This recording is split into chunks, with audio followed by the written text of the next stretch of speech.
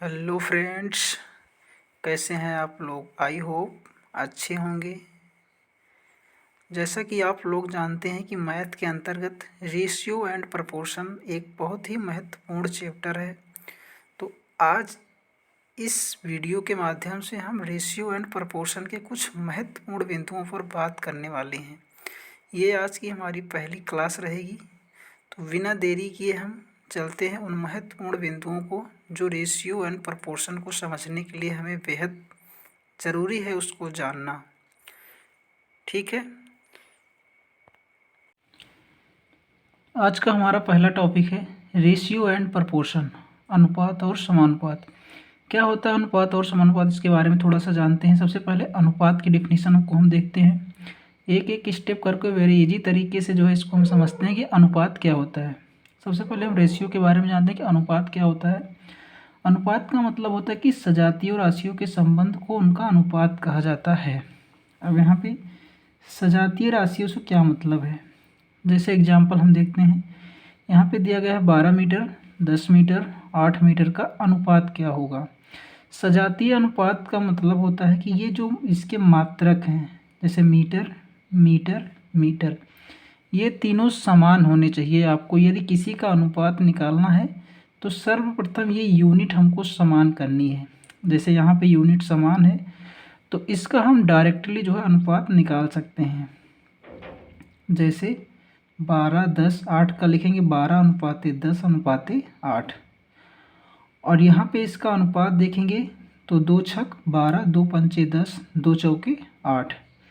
अनुपात का मतलब होता है कि सबसे सरलतम, इसको हम और अधिक ना छोटा कर सकें।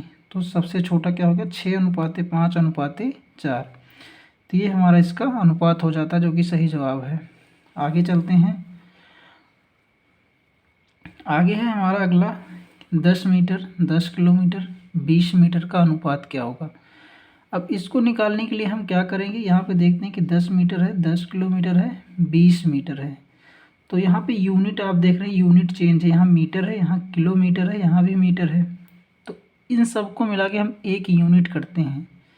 जैसे यहाँ किलोमीटर है तो इस किलोमीटर को हम मीटर में बदल लेते हैं। क्या हो जाएगा, 10:10। और 1 किलोमीटर में कितने मीटर होते हैं, तो 1000 मीटर। तो यहाँ पे 1000 से हमने मल्टीप्लाई कर दिया, अनुपाते 20 मीटर। अब यहाँ पे इसका अनुपात हम लेंगे तो 10 से काटेंगे, यहाँ से 10 है, यहाँ कट जाएगा, यहाँ पे भी 10 है, यहाँ पे 10 दूना 20। तो इसका जो अनुपात आएगा 1:1000:2। तो ये हो गया हमारा अनुपात। आगे चलते हैं इसी प्रकार से। आगे है हमारा 10 सेंटीमीटर, 20 मीटर और 50 मीटर का अनुपात क्या होगा। तो इसको भी यहाँ पे देख रहे हैं यूनिट अलग अलग है। तो सबसे पहले हम यूनिट को सेम करेंगे। अब यहाँ सेंटीमीटर है, यहाँ मीटर है, यहाँ 50 मीटर है। तो जिसमें भी आपको इजी लगे उसमें बदल सकते हैं। जैसे यहाँ पे 10 सेंटीमीटर, 20 मीटर, 50 मीटर। तो हम मीटर को जो है सेंटीमीटर में बदल सकते हैं। तो यहाँ पे लिखिए 10 सेंटीमीटर। यहाँ पे मीटर को सेंटीमीटर में बदलने के लिए हम 100 से मल्टीप्लाई करते हैं। तो यहाँ पे हमने 100 से मल्टीप्लाई किया, इसी प्रकार यहाँ से भी 100 से मल्टीप्लाई किया। तो इसको हम सरल करेंगे तो आएगा 1:200:500। ठीक है, तो इसका सरलतम अनुपात क्या होगा, 1:200:500। आगे चलते हैं। अगला है हमारा 60 मीटर, 40 मीटर, 20 मीटर का अनुपात क्या होगा। तो एक्चुअली में चाहे तो आप इसका HCF निकाल के आप अनुपात निकाल सकते हैं, या आप वैसे भी, जैसे कि यहाँ पे लिखेंगे 60:40:20। और एक ऐसी संख्या जो इन सब को डिवाइड करे, उस संख्या से हम इसको भाग कर दे सकते हैं। जैसे कि 10 छंग 60, 10 चौक 40, 10 दूना 20, 6:4:2। लेकिन अभी भी ये सबसे छोटा नहीं हुआ, अभी भी ये डिवाइड होगा 2 से। तो 2 एक नम 2, 2 दूना 4, 2 तिहाई 6। तो इसका अनुपात आएगा 3:2:1। यहाँ पे आपको निकाल के बताया गया है HCF के माध्यम से। जैसे आप 60, 40, 20 का HCF लेंगे तो क्या हो जाएगा, 20 और 20 से इसमें डिवाइड करेंगे कितनी बार, 3 बार, यहाँ पे 2 बार, 20 एकन्नम 20। तो हमारा जो अनुपात आ जाएगा ये आ जाएगा 3:2:1। आगे चलते हैं हम। आगे है हमारा 1:2:1:1/3 का सरलतम अनुपात क्या होगा। अब जब कभी भी इस प्रकार से आपको कोई फ्रैक्शन में लिखी वैल्यू मिल जाए और उसका अनुपात निकालना है, तो सबसे पहले हर वाली वैल्यू का हम एलसीएम लेंगे। जैसे 2, 3, 4 का एलसीएम लेंगे, तो इसे कैसे 2 से करेंगे। सबसे पहले 2 एकन्नम 2, यहाँ पे नहीं डिवाइड होगा तो हम 3 लिख लेंगे, और 2 दूना 4। तो अब क्या करेंगे, यहाँ पे हम इस 2 से इस 12 में डिवाइड करेंगे। तो इस प्रकार से भी हम लिख सकते हैं 12 × 1/2 अनुपाते 12 × 1/3 अनुपाते 12 × 1/4। जब इसको हम सॉल्व करेंगे तो 2 छक 12, 3 चौक 12, 4 3 12, मतलब 6:4:3 आ जाएगा। ये हमारा इसका अनुपात हो जाता है। यहाँ पे एक नोट करके पॉइंट लिखा गया है कि सजातीय राशियों में संबंध होने के कारण इसका कोई मात्रक नहीं होता। इसका क्या मतलब है, इसका मतलब है कि मान लीजिए कोई वैल्यू है आपको 40 मीटर अनुपाते 20 मीटर। तो यहाँ आप जानते हैं कि जब यूनिट समान है तो यूनिट से यूनिट कैंसिल हो जाती है, और इसको भी आप कैंसिल कर सकते हैं। 20 एकन्नम 20, 20 दूना 40। इसका अनुपात क्या होगा, 2:1। तो जब यूनिट से यूनिट हमारी कैंसिल हो गई तो इस प्रकार से जो अनुपात होता है उसका कोई मात्रक नहीं होता। अब कुछ हम न्यूमेरिक वैल्यू के ऊपर चलते हैं। आगे है हमारा कि 3 घंटे का एक दिन का सरलतम अनुपात क्या होगा, मतलब 3 घंटे अनुपाते 1 दिन का सरलतम अनुपात। तो हमने बताया कि अनुपात को व्यक्त करने के लिए क्या होता है कि उसे एक यूनिट होनी चाहिए। जैसे यहाँ पे घंटे है, यहाँ पे दिन है, तो सबसे पहले इस दिन को हम घंटे में चेंज करेंगे। 3:1, एक दिन में 24 घंटे। अब दोनों घंटे में हो गए, तो यहाँ पे 3 हमारा 24 हो गया। जब कैंसिल करेंगे तो 3 एकन्नम 3, 3 अट्ठे 24। तो हमारा जो अनुपात आएगा 1:8 आ जाएगा। इसी प्रकार से आगे है दूसरा, 2 लीटर का 600 मिलीलीटर से अनुपात क्या होगा। अब यहाँ पे भी यूनिट अलग अलग है, तो या तो लीटर को मिलीलीटर में बदल दीजिए या मिलीलीटर को लीटर में बदल दीजिए। तो यहाँ पे हम लीटर को मिलीलीटर में बदल देते हैं, तो 2 × 1000 मतलब 1 लीटर में 1000 मिलीलीटर होता है। तो यहाँ पे हमने 1000 से मल्टीप्लाई कर दिया, अनुपात है 600। तो यहाँ से देखेंगे 00 से 00 कैंसिल हो जाएगा। यहाँ से 2 एकन्नम 2, 2 3 6 भी कैंसिल हो जाएगा।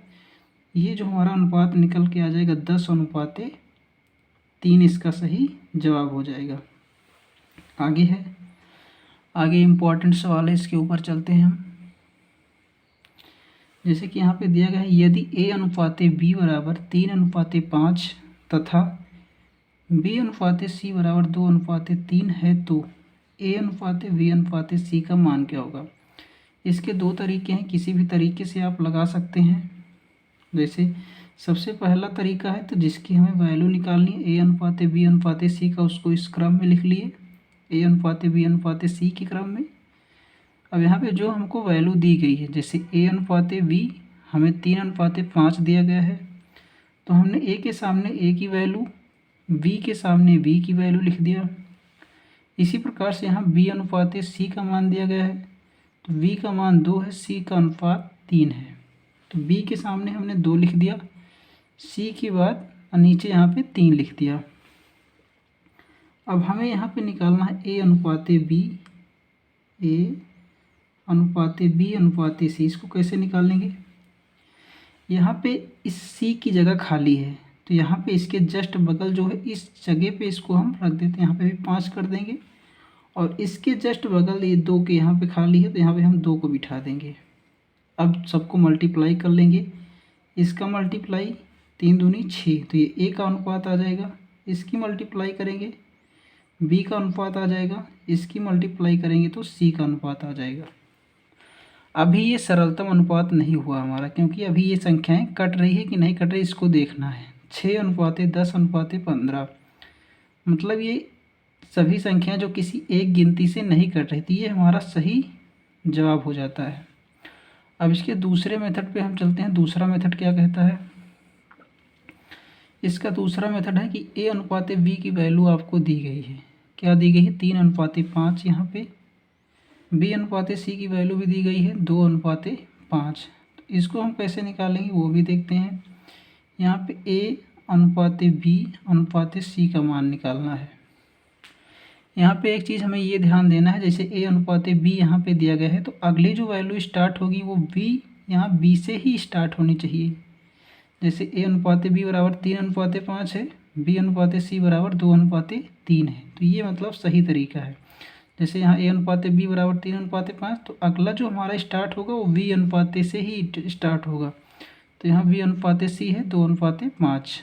अब A का अनुपात निकालने के लिए हम ये वाली संख्या गुणा करेंगे, 3 दूनी 6। B का मान निकालने के लिए यहाँ से गुणा करेंगे, 5 दूनी 10। और C का अनुपात निकालने के लिए 5 × 5 5 25। यहाँ पे हमारा आ गया A/B/C 6:10:25।